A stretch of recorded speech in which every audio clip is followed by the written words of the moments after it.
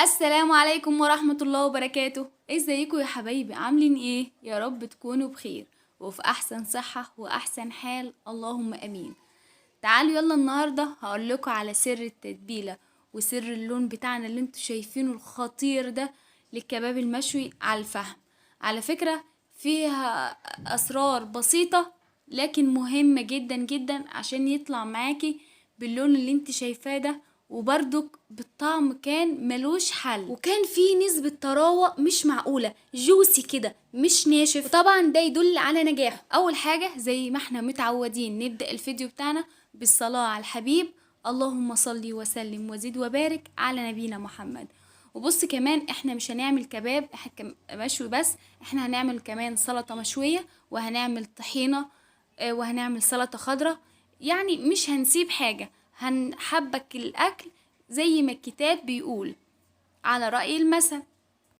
وطبعا حابة اشكر حبايبي اللي دخلوا معايا القناة جديد، شرفتوني ونورتوني يا حبايبي، ويا رب نكون مع بعض سعداء ومبسوطين ان شاء الله. تعالوا يلا نبدأ الفيديو بتاعنا. اول حاجة انا معايا كيلو لحمة ضاني، واهم حاجة فيها اللية. عشان تشوي صح واللحمة تكون بتاعتك ممتازة لازم يكون فيها نسبة الدهون بتاعتك تكون عالية شوية عن اي لحمة تانية. المشوي لازم يكون فيه نسبة دهون عالية، وطبعا مفيش احسن من اللية في تتبيلة اللحمة المشوية.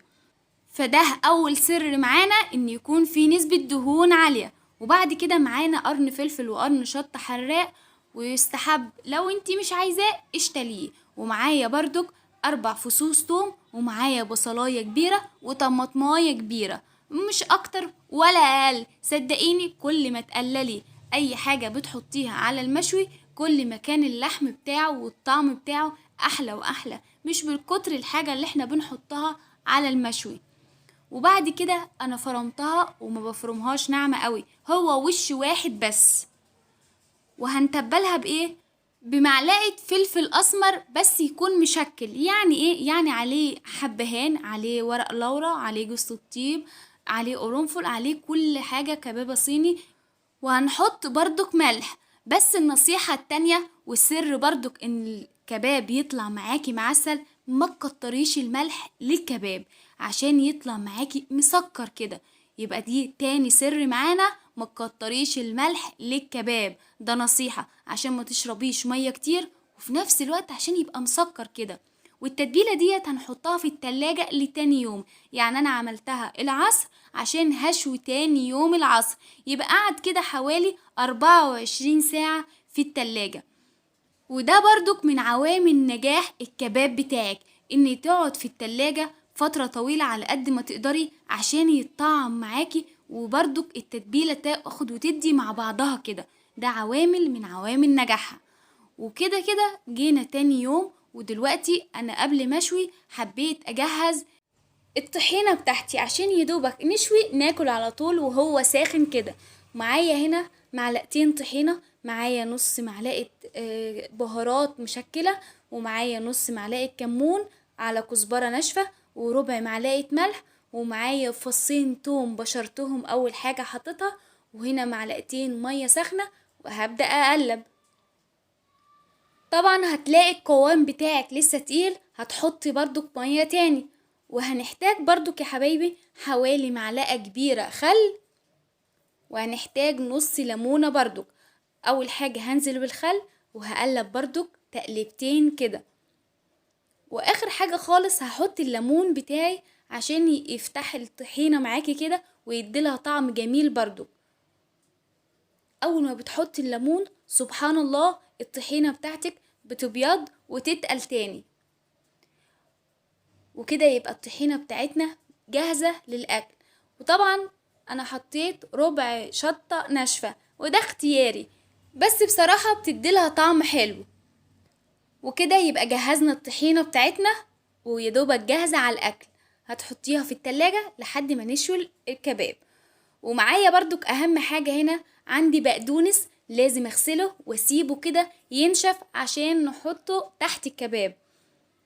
لازم يكون ناشف معاكي كويس، ما ينفعش تخرطيه وهو فيه ميه كده وترجعي تحطي الكباب فوقه، لا لازم تسيبيه ينشف، اغسليه وتحطيه على حاجة واسعة، على مصفى او على صينية وسيبيه ينشف. وعايزين نعمل بقى سلطة مشوي. معايا طماطمتين اتنين، بحوش البوز بتاعها وبعمل فتحتين اتنين في النص كده عشان لما تيجي تشوي يدوبك اقشرها بكل سهولة. ومعايا برضو قرنين شطة، وقرن شطة الحامي ده بيظبط السلطة المشوية صراحة، بيديلها طعم وريحة برضو خطيرة جدا. طبعا لو انت ما بتحبهوش ممكن تستغنى عنه فلفل وبس. هنا كان خلاص ولعت الفحم وبدأت بقى اصبع الكباب بتاعي.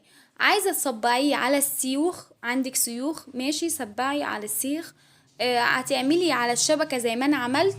هتجيبي بقى معلقة، اي معلقة عندك تكون او معلقة بسنبلة، عشان يكون في نسبة هوا جوه في الصابع بتاعك ويبقى مستوي كويس جدا. شايفين بقى لما يكون الكباب بتاعك فيه نسبة الدهون بتاعته مظبوطة، ايدك ما بتلزقش في اللحمة، وفي نفس الوقت بيصبع معاكي بكل سهولة.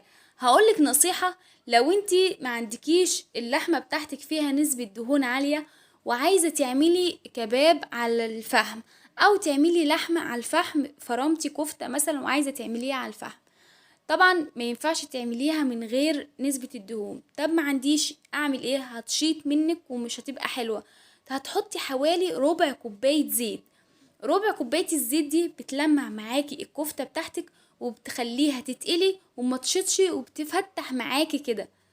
ده نصيحة لو انتي اللحمة بتاعتك ما فيهاش نسبة دهون، بس تحاولي على قد ما تقدري وانتي بتشتري يكون فيها نسبة دهون عالية. ويا سلام على حتة اللية، بتدي طعم وريحة خطيرة وبتفتح الكباب بتاعك من جوه كده وبتلاقيه هايش. لو تلاحظوا انا ما حطيتش عليه اي حاجة من اللي هما بيحطوها، انا عاملاها لك زي ما الكتاب بيقول بالظبط. لا حطيت عليها بيكنج باودر ولا حطيت عليها كربوناتو عشان تهش وكده، لا ابدا. وهتطلع بجد بجد ملهاش حل، والله العظيم خطيرة. انا عاملاها لك بطريقة اكبر المطاعم واهم المطاعم الموجودة في البلد بيعملوها بالطريقة دي، صدقيني. جايبالك الطريقة الاساسية، وعلى فكرة جربي بس كده هتلاقيها معاكي خطيرة. ونصيحة برضك مني يا حبيبتي، ما تحطيش الكباب بتاعك ويكون الفحم عالي قوي، سيبيه يهدى خالص عشان لما تحطي الكباب ياخد وقته معاك ويطلع لونه ذهبي كده، ما يطلعش شايط منك. انتي مستعجلة على ايه؟ سيبي الفحم يطيب براحته عشان لما تحطي الكباب يبقى كده زي ما بيقولوا على الهن كده، يستوي براحته خالص. لان دايما لما يكون الشواية قريبة للفحم تخلي الفحم يطيب شوية عن ما يكون الشواية بعيدة. يعني احنا بنشوف ان في شوايات بتبقى طويلة كده وعالية، الفحم بيبقى تحت فماشي عادي. انا بحاول اوريكم الاجواء اللي احنا كنا فيها، كانت اجواء ممتازة جدا صراحة. الخضرة وكباب حاجة حلوة بصراحة، بألف هنا وشفا للي كل. وبعد كده انا حطيت الطماطم وحطيت الفلفل وحطيت البصل، واللي حابب يحط كمان توم شطة عشان نشويهم وتبقى احلى سلطة مشوية جنب الكباب. على فكرة بتظبط الطعم، بتبقى مودية طعم الكباب لحاجة تانية خالص، حاجة كده خطيرة. وكل شوية اقلب على الجنب التاني، ما استناش لما ياخد لون وبعدين اقلبه، لا انتي قلبي باستمرار، قلبي باستمرار، يبقى الكباب بتاعك واخد لون ذهبي ومستوي من جوه وحاجة كده خرافة. دلوقتي طبعا الفلفل والشطة ما بياخدش وقت على الفحم زي الطماطم، فانا طلعناهم وهنقلب الطماطم ونقلب برضو البصل. البصل المشوي بقى على الفحم كده بيبقى مسكر والله. جربوا كده تعيشوا الاجواء ديت، مش يدوبك بس نشوي الكباب كده وخلاص، لا خلي يوم ممتع كده. طبعا انا زي ما قلت لكم غسلت البقدونس وخرطته ناعم وسبته ينشف، دلوقتي نشف خالص وجاهز بس كده على استقبال الكباب يا حبايبي. ويا سلام يا سلام، اهو ده الكلام. يلا يا حبايب شجعوني واشتركوا في قناتي عشان تكبر بيكم ان شاء الله، وفعلي الجرس عشان يوصلك كل حاجة جديدة، وفضلا وليس امرا تعملي لايك للفيديو ويبقى كتر خيرك يا حبيبتي. هو ده اللون اللي انا بقول لكم عليه. ما تطلعوش الكباب بتاعكم يكون شايط، طلعوه لونه ذهبي كده.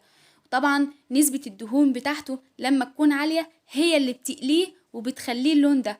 فانا عندي في النص يعتبر خلاص اتشوى، هطلعهم قبل ما يزيدوا عن كده، وهقرب الكباب جنب بعضه، لان طبعا الاطراف لسه ما استوتش. وكمان الكباب لما يكون فيه نسبة دهون عالية، ما تخافيش منه، كل ده بينزل في الشاوي، كل الدهون بتنزل بتاعته في الشاوي. يعني ما تقوليش ايه ده فيه دهون كتير، ده لا ده غلط، لا طبعا الدهون بتاعته بتنزل وانتي بتشويه. وكمان بتفتح المسام بتاعت الكباب، وعشان كده بيبقى جوسي كده وطعمه خطير كده غني.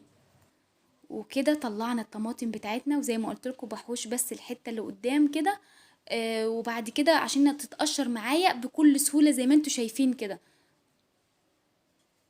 وطبعا انا بقشرهم وبحطها في الخلاط مع الشطه وشعر الكمون وحبه ملح بصوت، وافرمها في الخلاط وتديني نتيجه ممتازه.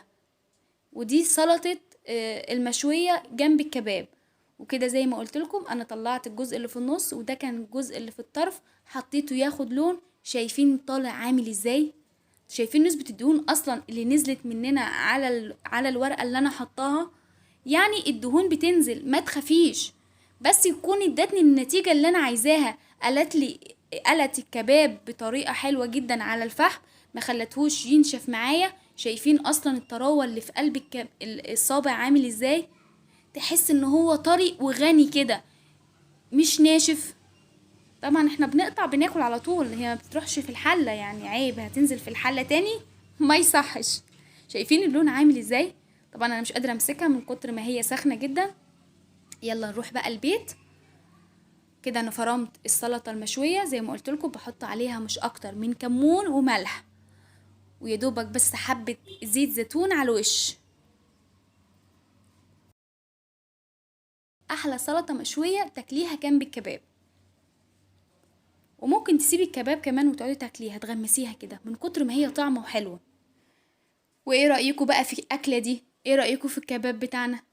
وكده الفيديو بتاعنا خلص يا حبايب، ونشوفكم في فيديو جديد ان شاء الله لو لسه في العمر بقية. والسلام عليكم ورحمة الله وبركاته. بس يا ريت يا حبايبي ما تنسوش اللايك عشان تشجعوني. ودي السلطة الخضراء، ودي السلطة المشوية، ودي الطحينة والبصلاية، ده اساسي معانا.